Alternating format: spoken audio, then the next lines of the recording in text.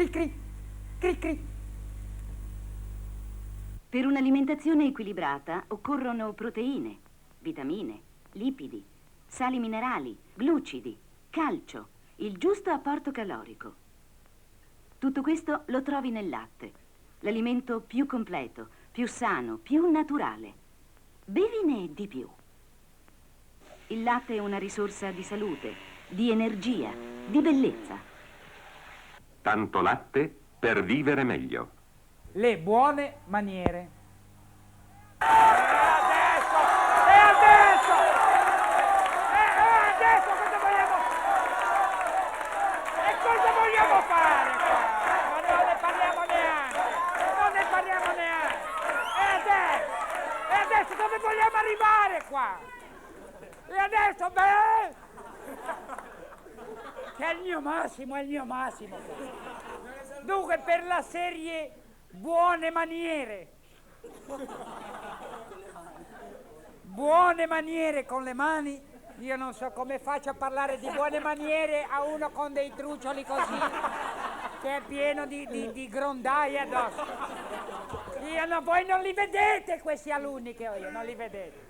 Altro che scuole dell'obbligo, scuole del massacramento, maciullamento. Dunque, per la serie buone maniere, ma mi dovete seguire, parleremo di alcune cose che bisogna evitare, alcune persone come evitarle e alcune persone come incontrarle. Per esempio, e sapete la mia origine è genovese, vi spiegherò delicatamente. E lì abbiamo uno della bassa Mongolia che mi dice a me, di Genova,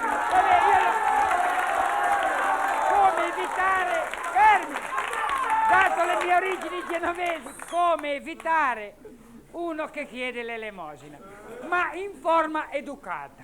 Perché ci sono delle cose, ragazzi, che passano l'immaginazione. Allora c'è il povero che chiede l'elemosina, allora vedi quello che fa finta di non vederlo. Il povero lì è quello che dice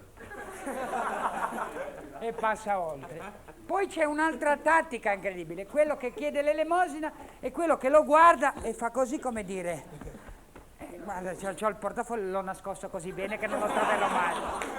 E poi c'è sempre un amico, c'è sempre un amico con te che quando vede uno che chiede l'elemosina ti dice sempre, guarda che quello lì avrà 30 appartamenti. C'è sempre. Che figurati, il proprietario di 30 appartamenti è ridotto così, immaginate un po' gli inquilini come sono ridotti, incredibile. Allora ci sono certe situazioni. A Genova, per esempio, un povero stava chiedendo l'elemosina e c'è successa una cosa clamorosa, perché il povero ha fermato uno a Genova e gli ha detto, scusi, mi dà 1000 lire per un pezzo di pane. E questo gli ha detto, mi faccia vedere prima il pane. È pazzesco. Vabbè, ci sono certe situazioni. Poi ci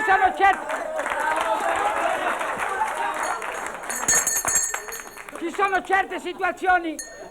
Quando incontri una persona non bisogna essere maleducati, bisogna saperci presentare. Dunque, quando ti presenti dai la mano, è vero sì o no? Una stretta di mano. La mano come deve essere? Innanzitutto tutta la mano con tutte le dita. Perché sono quelli che ti danno piacere, stringi un moncherino, non lo so. Poi la stretta non deve essere né violenta né a medusa. O quelli che ti danno delle anguille, si spalmano addosso proprio. Deve essere né a due mani, perché c'è gente che ti stringe la mano e ti fa un 10° grado Mercalli, così. E tu così che fai grillo. Bisogna stare attentissimi. C'è uno che ride per gli affari suoi, non si è capito bene, meno male che non li vedete, cari amici ascoltatori.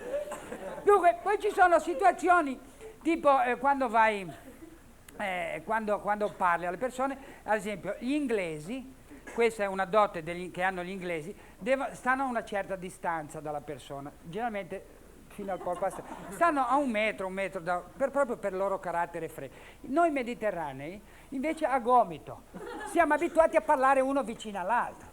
Allora l'inglese si ritira e l'italiano gli va sotto e parlare a questa distanza è maleducazione. Guarda che lì poi ti vengono queste molle nel naso. Però se parli vicino a uno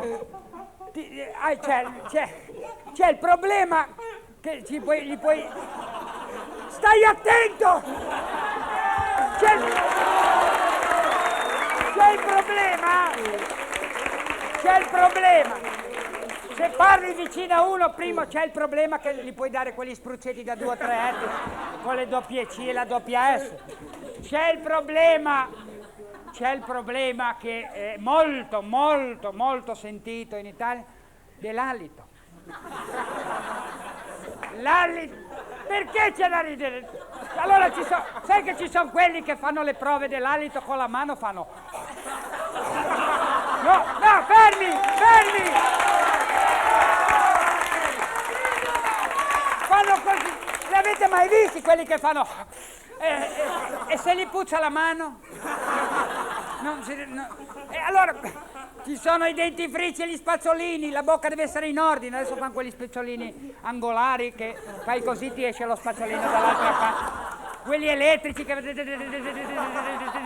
ti scappano dalle mani. Prima dell'alito è una cosa. E poi c'è gente, esattamente, è da maleducati mentre parli con non mangiarsi le unghie. Eppure lo facciamo come gesto nervoso, vedi, ciao come va, ti viene voglia a te, prenditi anche questi qua.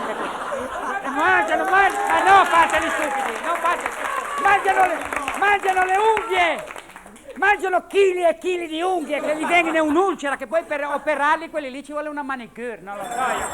Aia, è finita anche questa lezione. La massima di questa sera è: chi trova un amico chiede un prestito. Ciao a tutti, grazie.